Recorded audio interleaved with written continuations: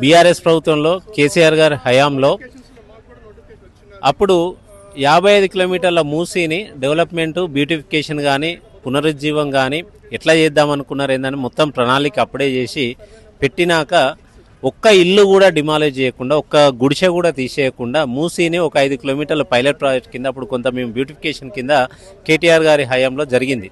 ఈరోజు Madhu park apartments వాళ్ళు కానీ అక్కడ మూసీకి ఎఫెక్ట్ అవుతున్న బాధితులు కూడా కొంతమంది ఇక్కడికి వచ్చి చూపించి మేమే ప్రభుత్వానికి చెప్తాము, బీఆర్ఎస్ హయాంలో ఎట్లయితే ఒక్క ఇల్లు కూడా డిస్టర్బ్ చేయకుండా ఒక ఫ్యామిలీని కూడా డిస్టర్బ్ చేయకుండా ఎట్లయితే కట్టిరో మూసీ బ్యూటిఫికేషన్ జరిగిందో అదేవిధంగా రీజనరేషన్ ఎట్లయితే జరిగిందో అట్లా మీరు కూడా చేయండి అని రేవంత్ రెడ్డికి చెప్తామన్నా మేము వచ్చి ఇక్కడ చూస్తామని వాళ్ళందరూ ఇక్కడికి రావడం జరిగింది. చాలామంది వస్తున్నారు, ఇంకా రావడం జరిగింది.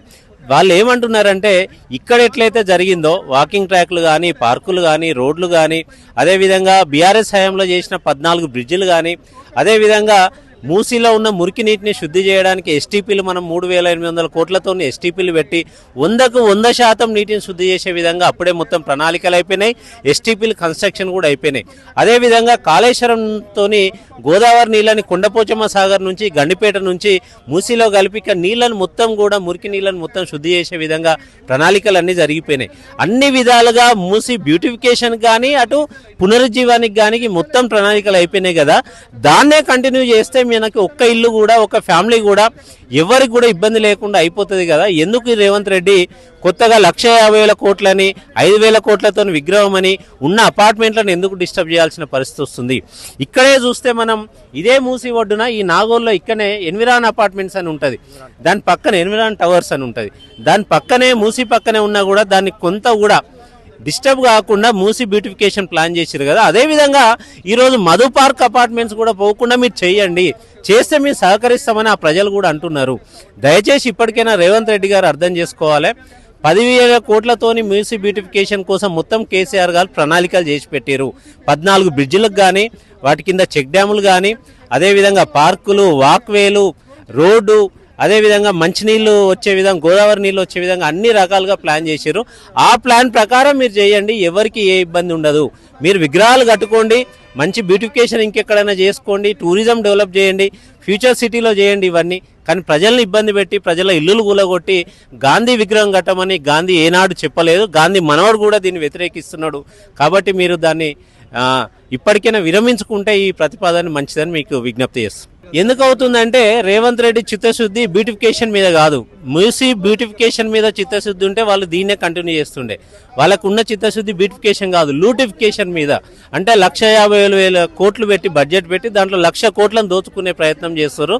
అదే ఈరోజు వాళ్ళ జేబుల్లోకి కోట్ల రూపాయలు ఎట్లా పోవాలనే లూటిఫికేషన్ మీద ప్రణాళికలు చేస్తారు తప్ప బ్యూటిఫికేషన్ ప్రణాళికలు కాదు ఇవి. ఎక్కడైనా ప్రభుత్వం ఎట్లుంటుంది అంటే దశల వారీగా కొన్ని పనులు చేసుకుంటూ పోతుందండి. అప్పుడు రైతులు ముఖ్యం కాబట్టి మేము ఎక్కువ ఇరిగేషన్ ప్రాజెక్టుల మీద కేసీఆర్ గారు దృష్టి పెట్టారు. అదే సందర్భంలో నగరానికి కావాల్సిన ఈ మూసీని కూడా డెవలప్ చేయాలి, మూసీని కూడా శుద్ధి చేయాలి, మూసీ నుంచి నగరవాసుల్ని కొంచెం కాపాడాలనే విధంగా మూసీ బ్యూటిఫికేషన్ కానీ రీజనరేషన్ కానీ ప్రాజెక్టు 2021లోనే 14 బ్రిడ్జిలకు 545 కోట్లు శాంక్షన్ చేశారు. అప్పుడే ఎస్టీపీలకి 3,800 కోట్లు శాంక్షన్ చేశారు, పనులు కూడా అయిపోయినాయి. అప్పుడే 1,100 కోట్లతోని కాళేశ్వరం నీళ్లు కొండపోచమ్మ నుంచి గండిపేట నుంచి మూసి కలపడానికి అప్పుడే శాంక్షన్లు అయిపోయినాయి. 10,000 కోట్లకు కావాల్సిన వర్కులన్నీ కూడా మొత్తం ప్రణాళికలు సిద్ధం చేశారు. వాటిని చేస్తే అయిపోతుంది. కాబట్టి దశల వారీగా 2021 మొదలుపెట్టారు. ఒక 6-7 సంవత్సరాల్లో ఇది మొత్తం పూర్తి చేసే ప్రణాళిక వారు తీసుకున్నారు. దురదృష్టవశాత్తు ఇప్పుడు మా గవర్నమెంట్ రాలేదు కాబట్టి ఇది ఆగిపోయింది. కానీ లేకపోతే ఈ 2-3 సంవత్సరాల్లో చాలా వరకు ఈ పని ఇక్కడ ఈ 5 కిలోమీటర్లు ఎంత అయితే మనం డెవలప్ చేసినామో అదే డెవలప్మెంట్ నెక్స్ట్ ఇంకో 20-30 కిలోమీటర్లు కూడా అయిపోయి ఉండేది. కానీ దీన్ని ఇప్పుడు ఏంటంటే రియల్ ఎస్టేట్ మొత్తం పడిపోయి ఈ లోటు బడ్జెట్లో నడుస్తున్న తెలంగాణలో 1,00,000 కోట్లతోని 1,50,000 కోట్లతో చేయాల్సిన అవసరం ఏముంది?